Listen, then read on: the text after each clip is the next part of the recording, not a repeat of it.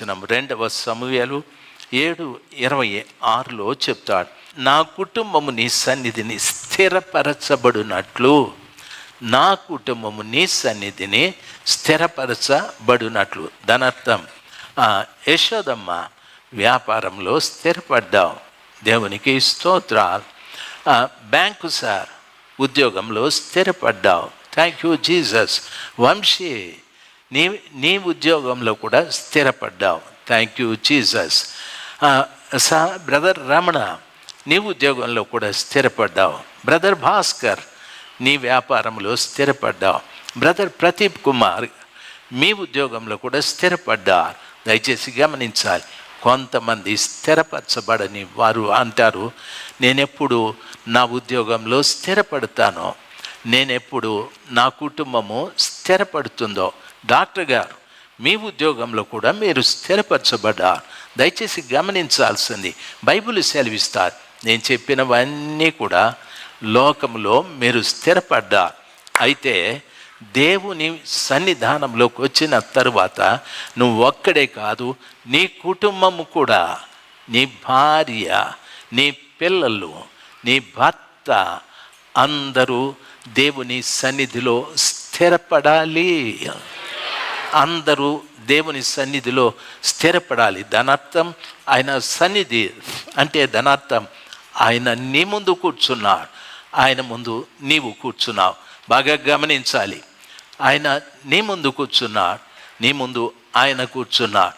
ఇప్పుడు దావీదంటాడు, నేనే కాదు నా కుటుంబం కూడా నీ సన్నిధిలో స్థిరపడాలి. నా కుటుంబం ఎదురుగాను మీరు కూర్చోండి, నా భార్య చూడాలి మిమ్మల్ని, నా పిల్లలు చూడాలి మిమ్మల్ని, మీరు కూడా వాళ్ళని చూడాలి, వారు మీ సన్నిధిలో స్థిరపడాలి. చాలా సంవత్సరాల నుండి మీరు మందిరంలోకి వస్తున్నారు, మీ పిల్లలు గాలికి తిరుగుతూ ఉన్నారు. దయచేసి వినాలి, మీ కళ్ళ ముందే మీ పిల్లలు తిరుపతి కొండకు పోయి గుండు కొట్టించుకుంటూ ఉన్నారు, గణేషుని బొమ్మ పెట్టి నువ్వున్న ఇంట్లోనే పూజ చేస్తూ ఉన్నారు, వాళ్ళు పెట్టిందే తింటూ ఉన్నావు.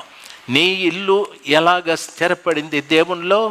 చాలామంది చెప్తారు, మళ్ళా నాకు వచ్చి మా ఊడు మారాలా, నా కొడుకు మారాలా, నా కోడలు మారాలా. మొదట నీవు మారాలా.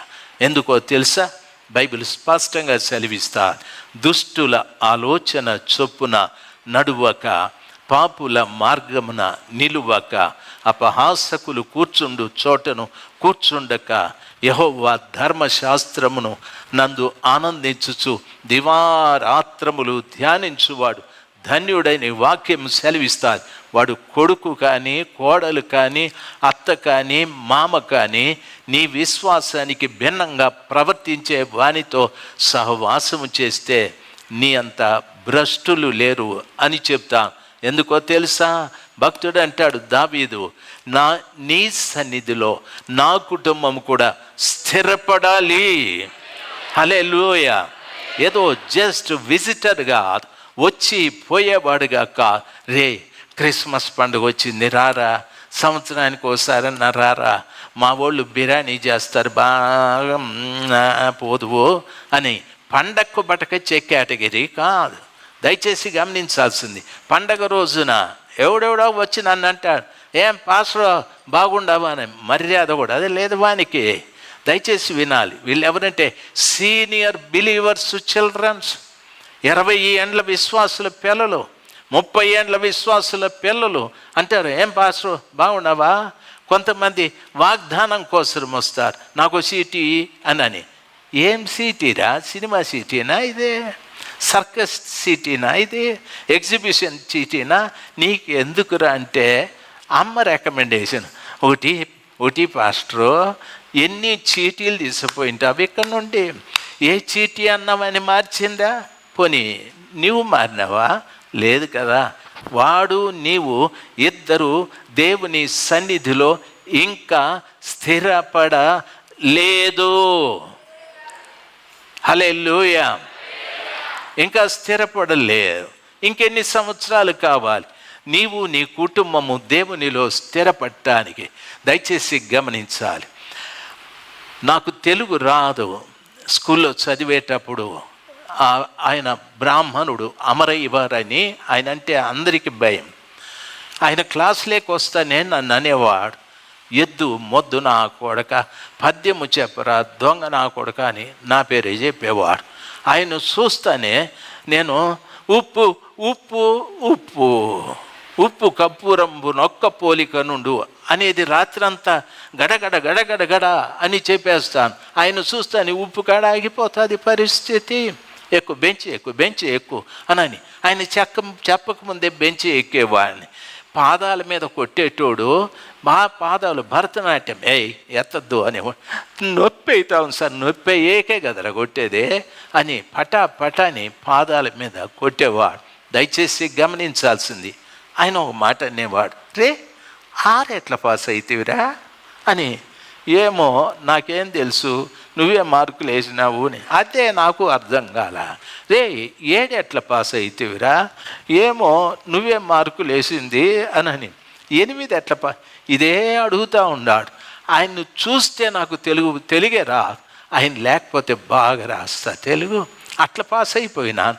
దయచేసి గమనించాల్సింది, ఆయన ఒక మాట అన్నాడు, రే నువ్వు ఆగిపోతే గనక ఆ సీటు ఖాళీ అయితే ఎవడన్నా బాగా చదివేవనుకుంటుందిరా సీటు, మొద్దోడా ఎందుకురా ఒక సీటు కంప్లీట్గా కవర్ చేసి పెట్టినావు, నీ ద్వారా ప్రయోజనమే లేదన్నాడు. ఈరోజు ఆయన బతికుంటే గనక ఎంత సంతోషించి ఉండేవాడో. కొట్టండి ఒకసారి చప్పట్లు. ఎంత సంతోషించి ఉండేవాడు. నా కోసం కాదు, మా అయ్యవారి కోసం. దయచేసి గమనించాలి. ఒకసారి పుంగనూరులో నేను ఎందుకో నడుచుకొని పోతా ఉన్నా, ఆయనే ఎదురుగా వస్తా ఉన్నాడు. పట్టుకున్నాడు, అయిపోయింది నా పని అని. నేను ఎట్లయినా మా పాత గురువు అని, సార్ నమస్తే సార్ అని. ఆయన నమస్తేరా, నువ్వు సుందరరాజు కొడుకు కదా? అవును సార్. రాజశేఖర్ కదరా నీ పేరు? ఒరే చాలా పెరిగిన, ఏం ఉద్యోగము అన్నాడు. పాస్టర్ పని చేస్తా. నీకు కూడా ఇచ్చిర్రు అదే, తెలుగే మాట్లాడుతూ ఉండవా అన్నాడు. తెలుగే సార్ అని. ఆ బైబుల్ చాలా పెద్ద బుక్ కదరా, చదువుతూ ఉండవా? ఇంత టెక్స్ట్ బుక్ చదవలేకపోతా అంటే అంతా చదివినా సార్ అని. ఏమో నీ ముందు కూర్చున్న వాళ్ళు ఏమైపోతారో ఏమో అనేవాడు ఆయన. దేవునికి స్తోత్రం. ఆ తర్వాత నేను మా గురువు గారిని చూడలేదు. ఆయన పోరుపడలేక మా ఇంట్లో ప్రతిరోజు కుటుంబ ప్రార్థన ఉండేది. ఒకరోజు నా వంతు వచ్చింది. మా ఇంట్లో మా అమ్మ మా నాయన ఎవరు చెప్తే వాళ్ళు చేయాల్సిందే. మాకు ప్రార్థన అంటే గడగడ గడగడ గడగడ పుస్తకం చదువుకున్నాడు చెప్పేస్తాం. అయితే ఆ రోజు చాలా దుఃఖం ఉంది. మోకరించేటప్పుడు పాదాల నొప్పి ఎక్కువ ఉంది. అందుకని ప్రభువా మా తెలుగు ఎవరు చచ్చిపోవాలి స్వామి అని ప్రార్థన చేసిన. అట్లా అంటానే ఈపు మీద దబా దబా దబా అని కొట్టేసినాడు మా నాయన. అంటే తెలుగు ఎవరు చచ్చిపోవాలనా అని మళ్ళా మూతి కొట్టినాడు. బతకనీలే నాయన, కొట్టి చంపేస్తూ ఉన్నాడు నాని. ప్రార్థనలో ఫైటింగులు మాకు. దయచేసి గమనించాల్సింది, అంత గొప్ప కవి నేను తెలుగులో. అయితే దేవుని మహాకృప, బైబిల్ చదవడం ప్రారంభించిన తర్వాత నా నాలుకని దేవుడు సరిచేశాడు. స్పష్టమైన తెలుగు, ఎన్నో భాషల్లో తర్జుమా చేయటానికి ప్రభు కృప చూపెట్టాడు. మంచి the best translator in Telugu అని చెప్పేవాళ్ళు. తమిళ్, ఇంగ్లీషు, కన్నడము, హిందీ అన్నిట్లో ట్రాన్స్లేషన్ చేస్తూ ఉంటుంది. తమిళ వాళ్ళంతా నన్ను పట్టుకుపోతూ ఉంటుంది ట్రాన్స్లేషన్ చేయటానికి. దేవుడు చాలా మంచివాడు. దేవుని అద్భుతమైన కృపను బట్టి ఆయన సన్నిధానంలో దాసుడుగా బ్రతకటానికి సహాయం చేస్తే, ఆ కృపగల దేవుడు నేను నా కుటుంబము ఆయన సన్నిధిలో స్థిరపరచబడటానికి ప్రభు సహాయము చేసెను. హల్లెలూయా. నీవు నీ కుటుంబము కూడా స్థిరపడాలి. రేపు ఉదయాన నిన్ను ప్రభు అంటాడు, నువ్వు కుడి ప్రక్కకురా అని. నీ సరంజామా ఉంది చూడు, కొడుకు, కోడలు, మనవడు, మనవరాలు వాళ్ళందరినీ అంటారు, మీరెవరో నాకు తెలియదు పక్కకు పోరానని. నువ్వంటావు ప్రభువా వాడు నా పెద్ద కొడుకు అని ఆడ రొమ్ము కొట్టుకొని ఏడ్చే ఛాన్సెస్ కూడా ఉండవు. దయచేసి గమనించాల్సింది, ఇంకన్నా పౌరుషము కలిగి నీవు దేవుని సన్నిధానంలో ఉన్నావు అంటే ఇంకైనా నీ కుటుంబాన్ని తీసుకొచ్చి ఆయన సన్నిధానంలో స్థిరపరచు. అమ్మా నీ బర్త్డే వెనకాల ఉండాల సార్, వాడు కిలాడి పద ముందు అని చెప్పి వాడు చక్కెర కొడతా ఉంటాడు, ఏమన్నా కూర్చో ఉంటాడు. వాడు కిలాడి. నువ్వేం చేయాలో తెలుసా? కిలాడిని కొంగు కట్టేసుకొని పక్కన కూర్చోబెట్టుకోవాలా. దయచేసి గమనించాల్సింది, వాడు కిలాడి.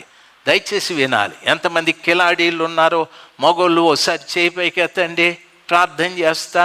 దేవుడు మీ కిలాడితనాన్ని పోగొట్టి భక్తిపరులుగా మారేటట్లు ప్రభు సహాయం చేయని చెప్పండి. ఒరే కిలాడీస్, మీకుండే అలవాట్లు మీ పిల్లలకు వచ్చేస్తాయి రా బాబా. నేను చాలా పర్యాలు చెప్తా ఉన్నా, మీ మీద ఉండే ఈ పనికిరాని అలవాట్లన్నీ చిన్న చిన్నగా మీ పిల్లల మీదకి వస్తాయి. ఆ రోజు 2 చేతులతో నోరు కొట్టుకున్న వాడు మారడు, నీ బాధ తగ్గదు. మారు. బైబిల్ సెలవిస్తా, దేవుని వాక్యం సెలవిస్తా. నేను ఇంతగా హెచ్చించబడుటకు గల కారణం, ప్రభువా నేను నీ దాసుడాను, నేను నీ సన్నిధిలో ఉన్నా. దయచేసి నా ప్రభ నీ వాక్య ప్రకారముగా, నీ ఇష్ట ప్రకారముగా నా పట్ల మీరు కార్యాలు జరిగించమని బ్రతిమలాడిన ఆయన దేవుడు చేసే కార్యాలను బట్టి తన కుటుంబాన్ని కూడా దేవుని సన్నిధానములకి తీసుకొని వచ్చి అంటున్నాడు, నా కుటుంబమును మీరు స్థిరపరచాలి, నా కుటుంబము నీ సన్నిధిలో స్థిరపడాలి.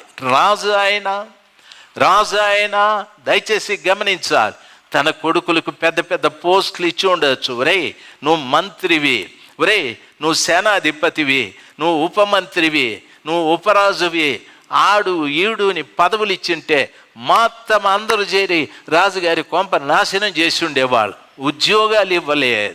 దయచేసి వినాలి, వారందరూ బ్రతకటానికి పశువుల్ని ఇచ్చాడు, గొర్రెల్ని ఇచ్చాడు, పొలం ఇచ్చాడు. వ్యవసాయం చేసుకుంటారా? ఆ ఊరిలో వ్యవసాయం చేసుకోండి, ఆ ఊరు నీకే, ఈ ఊరు నీకే. వ్యవసాయాలు చేసి బ్రతకండి. రాజరికం దేవుడు ఎవరికి చెప్తే వారికి ఇస్తానంతే అని చెప్పి మీరంతా చేయవలసిందేమిటంటే, నాతో పాటు యెహోవా సన్నిధిలో నా కుటుంబం అని చెప్పబడిన మీరు ఆయన సన్నిధిలో స్థిరపడాలి.